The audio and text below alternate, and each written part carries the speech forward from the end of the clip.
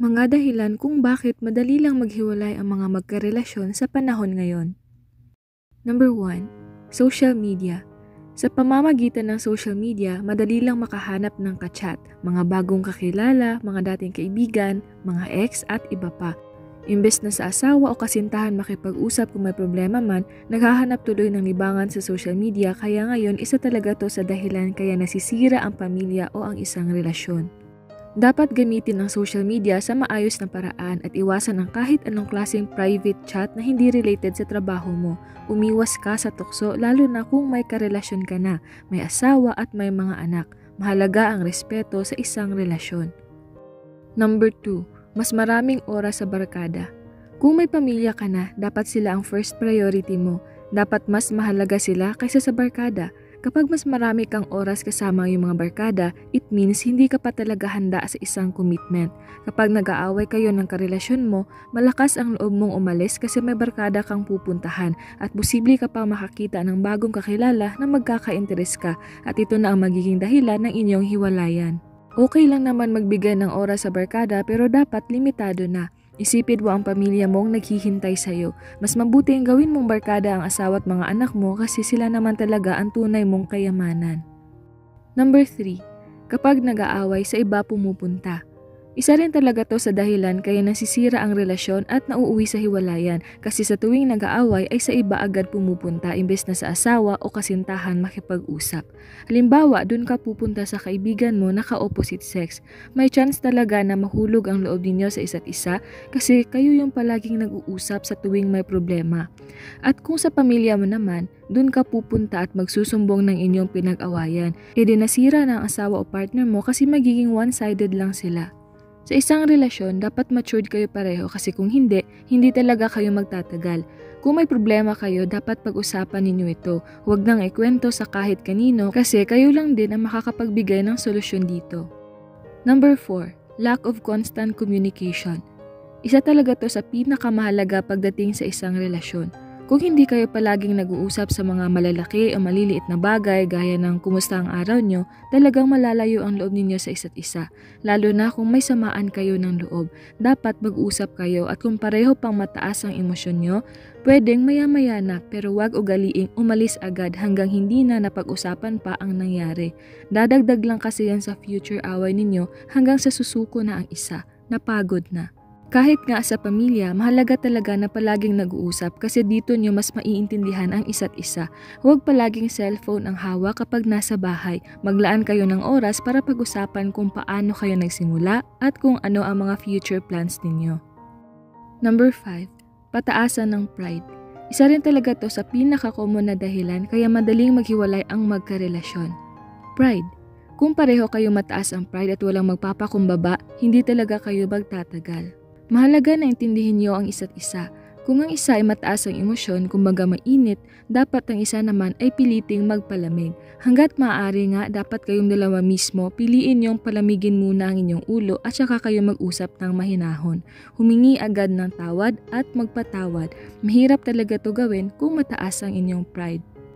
Number 6. May sariling pera. Kapag pareho kayong may magandang trabaho o may kanya-kanyang source of income, mas madali lang sa inyo ang maghiwalay kapag nagkakalabuan na kasi kaya niyong mabuhay financially. Kung may pera ka, madali lang sa iyo ang umalis at mas lalong hindi na kayo mabibigyan ng chance na makapag-usap at makipag-ayos sa isa't isa, kaya nauuwi na lang ito sa hiwalayan. Mas mabuti rin naman na financially independent ka lalo na kung ikaw ay babae, pero sana wag itong maging dahilan upang lalong lumayo ang loob ninyo sa isa't isa kasi siguro sa isip mo kaya mo mabuhay ng mag-isa. Sana ipaglaban mo hanggat kaya pa lalo na kung alam mong worth it naman ang taong minahal mo. Number 7. Hindi buo ang pagmamahal. Malalaman mo naman kung hindi buo ang pagmamahal niya kung basta-basta ka na lang niyang bibitawan. Siguro may hinahanap pa siya na para sa kanya hindi ikaw yon. Hindi naman ikaw yung problema eh. Siguro lang hindi pa siya kontento sa'yo o kaya hindi pa talaga siya ready sa commitment. Pwede rin na kahit anong gawin niyo, palagi lang talagang magulo ang inyong pagsasama. Kahit tingin ng iba perfect couple kayo pero deep inside hindi talaga kayo nagkakaintindihan. Kapag hindi talaga kayo compatible sa isa't isa, hindi kailanman magiging buo ang inyong pagmamahalan. Number 8. Hindi marunong makontento. Sadyang may mga tao lang talaga na hindi marunong makontento kahit sobra-sobra pa ang pagmamahal na ibinibigay mo. Sakit na rin siguro yan kasi gusto nilang palipat-lipat ng karelasyon kahit may pamilya pa na masisira. Kapag ganitong klase ng tao ang nakarelasyon mo, hayaan mo na lang talaga at mag-move on ka na kasi hindi ka magiging masaya sa piling niya. Number 9. Madali lang matukso. Kapag ang isang tao ay madali lang matukso, mahirap talaga itong pagkatiwalaan. Kahit saan naman may temptation at nasa sayo na lang kung magpapadala ka. Kaya maraming pamilya na nasisira ngayon, mga mag-asawa o magkasintahan na naghihiwalay dahil sa cheating issues. Kasi nga natukso sa iba. Oo, pwede rin sisihin ang taong pumatol sa partner mo kahit alam niya na may asawa o may mga anak na. Pero sa totoo lang, nasa partner mo naman yan eh. Siya ang may control ng sarili niyang pag-iisip. Choice na yan. Kaya dapat talaga na huwag kang masyadong magtiwala sa sarili mo na hindi ka madadala sa tukso. Dapat ang Panginoon ang sentro ng buhay mo kasi gagawa ng paraan si Lord para mailayo ka sa tukso. Ang dapat mo lang gawin ay makinig sa Kanya at isipin palagi kung ano ang tama. At number 10, sa umpisa lang masaya. Isa rin sa dahilan ng pagkakalabuan kasi sa isip mo, sa umpisa lang pala masaya. Kapag naka-encounter na kayo ng matinding problema o pagsubok ay susuko ka na agad kasi hindi ka na masaya. Lahat naman talaga ng relasyon nag-uumpisa sa happy lang stage. Yung puro kilig lang kasi nga getting to know each other pa kayo. Habang tumatagal ang inyong relasyon, doon na lalabas ang iba't ibang ugali, lalo na kapag nagkaanak na kayo. Halo-halo ang emosyon na inyong mararanasan. Sa relasyon kasi hindi lang naman puro saya. May mga pagsubok na inyong pagdadaanan para malaman kung gaano ninyo kamahal ang isa't isa. Sa isang relasyon, hindi pwedeng isa lang ang palaging nag-a-adjust. Isa lang ang palaging umiintindi at isa lang ang palaging nagsasakripisyo.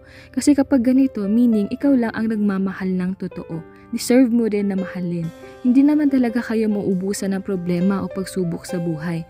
Ang mahalaga lang na hindi ninyo susukuan ang isa't isa at gawin ninyong sentro ng inyong relasyon ang ating mahal na Panginoon. Love is a choice. Love is a decision. Desisyon ninyong dalawa kung kayo pa rin hanggang dulo.